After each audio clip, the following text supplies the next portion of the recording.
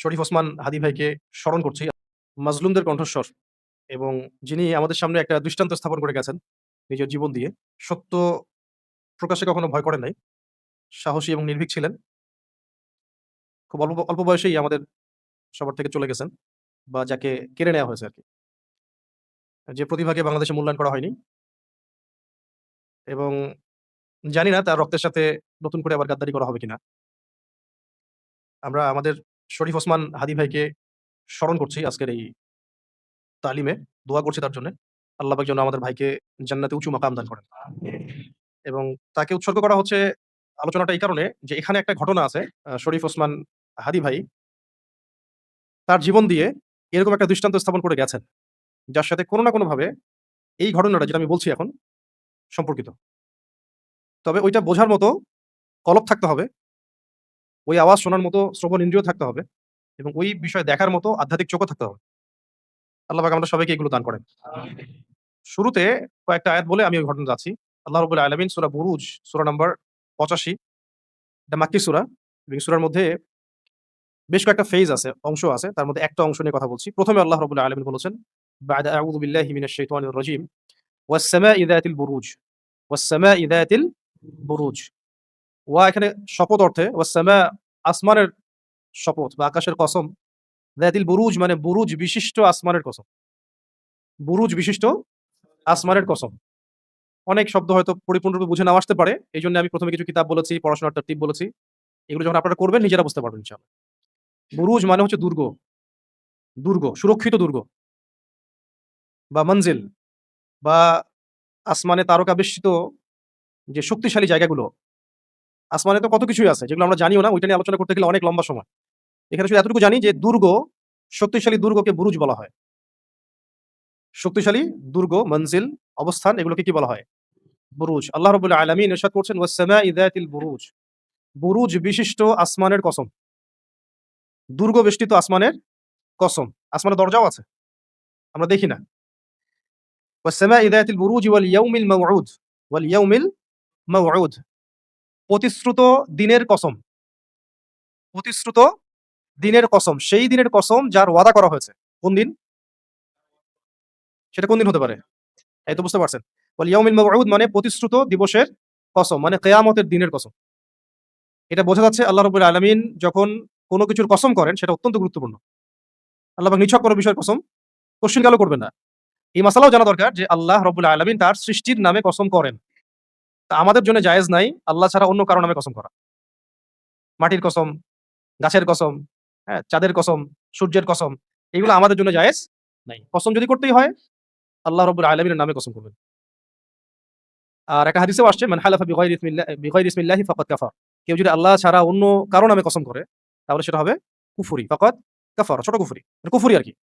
কেউ যদি আল্লাহ ছাড়া অন্য কারো নামে কসম করে সেটা হবে কুফরি। তো আমরা যদি কসম করতেই চাই তাহলে কার নামে করব? ৩ নম্বর আয়াতে আল্লাহ রাব্বুল আলামিন বলেছেন, ওয়াশাহিদিন ওয়া মাশহুদ।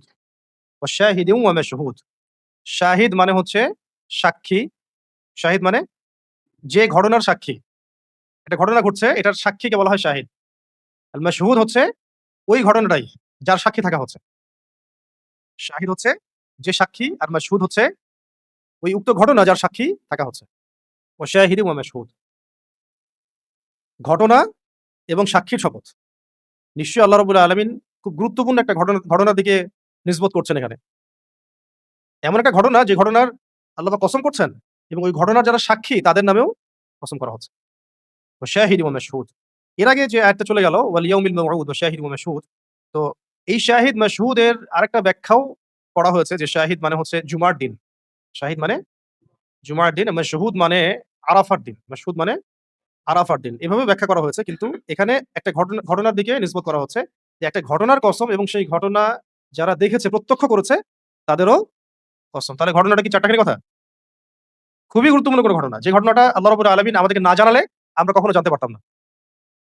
যেমন ফিরআউনের দাসী বা স্ত্রী, যার কথা আমরা বলি আসিয়া বলি অনেকে, যদিও নামটা কিন্তু কোরআনে নাই। তার পরিণতি কি হয়েছিল? হত্যা করা হয়েছে তাকে, তার সন্তানদেরকেও হত্যা করা হয়েছে এবং তিনি তখন দোয়া করেছিলেন আল্লাহ রাব্বুল আলামিনের কাছে যে, আল্লাহ আমাকে এই জালেমের হাত থেকে বাঁচাও এবং তোমার কাছে নিকটে একটা জান্নাতে ঘর তৈরি করে দাও। আল্লাহ পাক তার দোয়া কবুল করেছিলেন এবং আল্লাহ রাব্বুল আলামিন তার জন্য জান্নাতে স্পেশাল একটা ঘর তৈরি করে দিয়েছেন। এবং সেই ঘর দিয়ে যে সুবাস আসছে, এই ঘ্রাণ, সেটা নবী সাল্লাল্লাহু আলাইহি ওয়াসাল্লাম মেরাজের রাতে পেয়েছেন। মেরাজের রাতে তিনি যখন ফিরছিলেন তখন এই ঘ্রাণ নবী সাল্লাল্লাহু আলাইহি ওয়াসাল্লাম পেয়েছেন। জিবরাইল আলাইহিস সালামকে জিজ্ঞাসা করেছিলেন যে, এই সুঘ্রাণ কোত্থেকে আসছে? তো জিবরাইল আলাইহিস সালাম বলেছিলেন, এটা হচ্ছে ফিরআউনের সেই দাসী, তার ঘর, যেটা আল্লাহ পাক তাকে জান্নাতে বানিয়ে দিয়েছে। আর ফিরআউনের দাসী যে জান্নাতে গিয়েছে, এটা কি আমরা কোরআন নাজিল না হলে জানতে পারতাম? এই ঘটনা জানতে পারতাম। সিমিলারলি এখানে একটা ঘটনার কথা বলা হচ্ছে, ওয়া শাহিদি ওয়া মাশহুদ, প্রত্যক্ষ যারা দর্শী তাদের কসম, ওই ঘটনারও কসম। এই ঘটনা সম্পর্কে আমরা জানতে পারতাম না, যদি আল্লাহ রাব্বুল আলামিন আমাদেরকে না জানাতেন। এই ঘটনা হয়তো ঘটেছে আজকে থেকে হাজার, হাজার বছর আগে। অবশ্যই হাজার বছর আগেই, হাজার, হাজার বছর আগে। আমরা জানতে পারতাম না। এবং এত গুরুত্বপূর্ণ সেই ঘটনা যেটা আল্লাহ রাব্বুল আলামিন কোরআনুল কারীমের মধ্যে নিয়ে আসছেন। এরপরে আল্লাহ পাক বলছেন, কুতিলা আসহাবুল উখদুদ। কুতিলা আসহাবুল উখদুদ। কুতিলা মানে হচ্ছে ধ্বংস হোক। অন্য আয়াতেও আছে সূরা আবাসের মধ্যে যে, কুতিলাল ইনসানু মা আকফারা। মানুষ মানুষ ধ্বংস হোক। মানুষ কত বড় কাফের। কি কুফরি না সে করে। কুতিলাল ইনসানু মা আকফারা। মানুষ ধ্বংস হোক।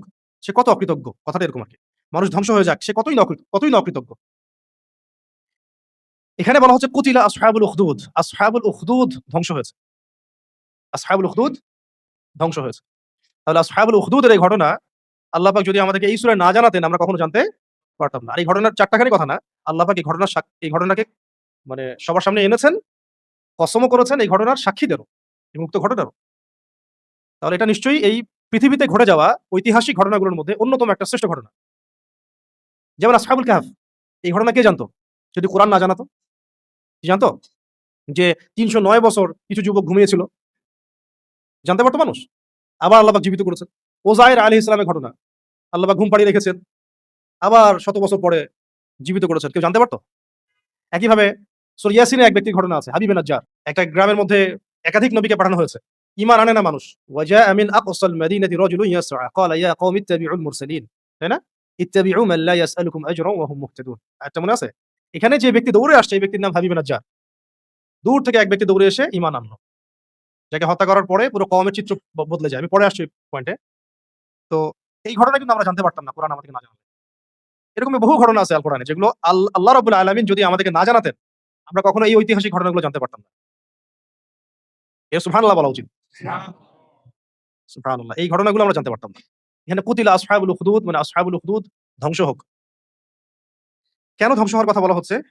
তাদেরকে বলা হচ্ছে আন-নারি যাতিল ওয়াকুদ। আসহাবুল উখদুদদেরকে সম্বোধন করা হচ্ছে আন-নারি যাতিল ওয়াকুদ, যে এরা প্রজ্বলিত আগুনওয়ালা ছিল।